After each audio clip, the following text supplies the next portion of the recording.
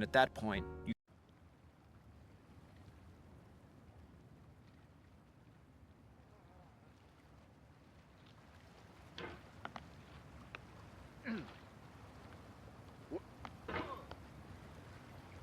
there's no feeling more intense than starting over. If you deleted your homework the day before it was due, as I have, or if you left your wallet at home and you have to go back after spending an hour in the commute. If you won some money at the casino and then put all your winnings on red but it came up black. If you got your best shirt dry cleaned before a wedding and then immediately dropped food on it. If you won an argument with a friend and then later discovered that they just returned to their original view. Starting over is harder than starting up. If you're not ready for that, like if you've already had a bad day, then what you're about to go through might be too much. Feel free to go away and come back.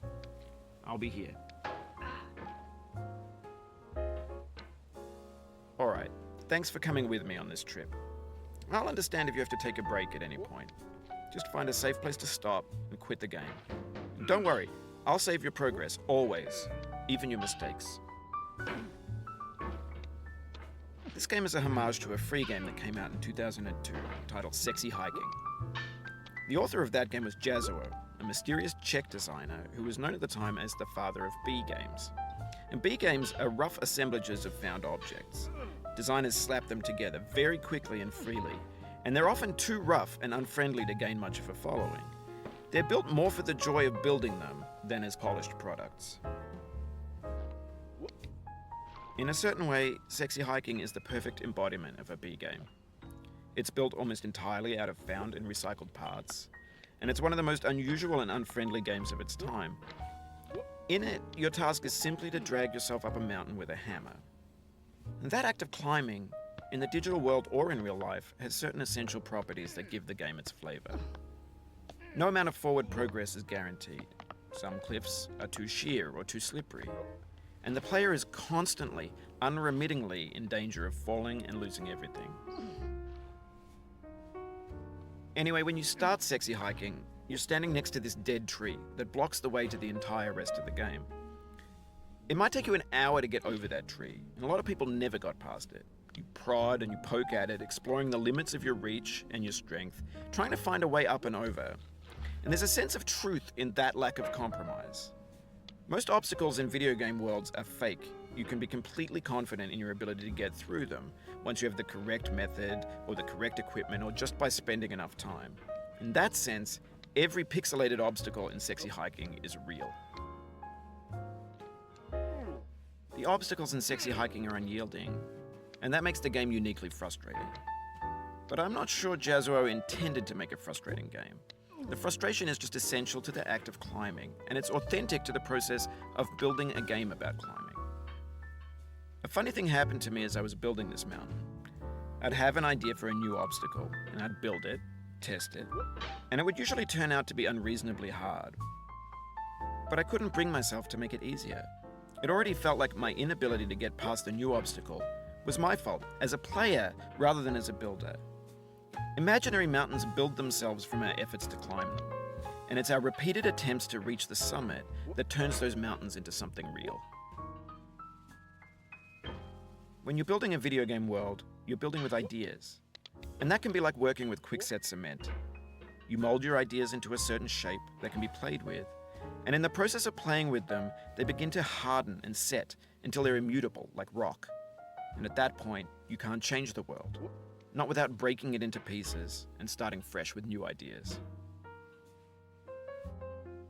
For years now, people have been predicting that games would soon be made out of prefabricated objects, bought in a store and assembled into a world.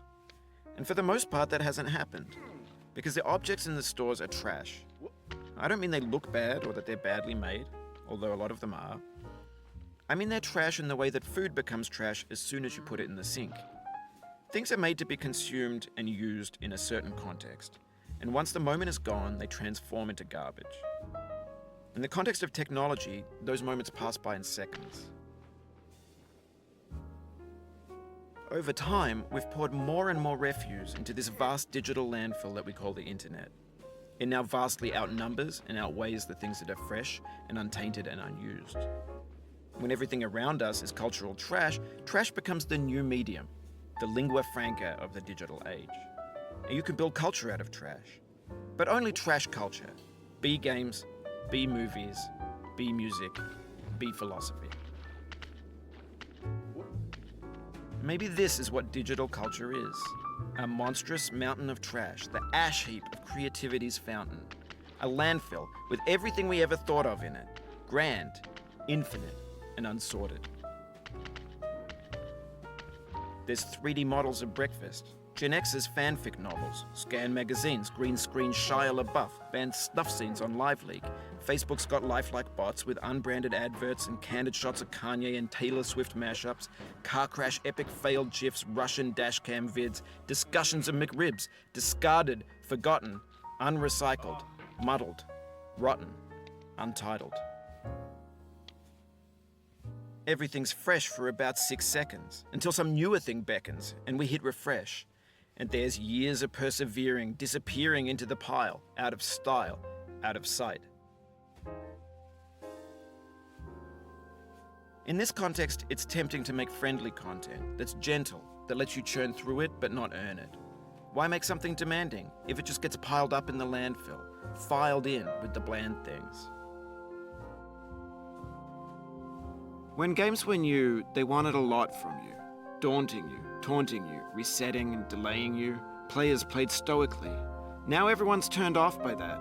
They want to burn through it quickly, a quick fix for the fickle, some tricks for the clicks of the feckless. But that's not you, you're an acrobat.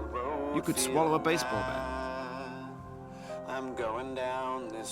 Now I know, most likely you're watching this on YouTube or Twitch, while some dude with 10 million views does it for you, like a baby bird being fed chewed up food. That's culture too. But on the off chance that you're playing this, what I'm saying is, trash is disposable, but maybe it doesn't have to be a project. What's the feeling like? Are you stressed? I guess you don't hate it if you got this far, feeling frustrated. It's underrated. An orange is sweet, juicy fruit locked inside a bitter peel. That's not how I feel about a challenge. I only want the bitterness. It's coffee, it's grapefruit, it's licorice. It feels like we're closer now. Composer and climate, designer and user.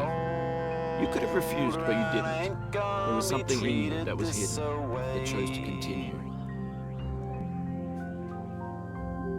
It means a lot to me that you've come this far, endured this much. Every wisecrack, every insensitivity, every setback you've forgiven me is a kingly gift that you've given me. We have the same taste, you and I. It's not ambition, it's ambition's opposite. An obdurate mission to taste defeat. You'll feel bad if you win, so I put this snake in for you. Have you thought about who you are in this? Are you the man in the pot, Diogenes? Are you his hand? Are you the top of his hammer? I think not. Where your hand moves, the hammer may not follow, nor the man, nor the man's hand.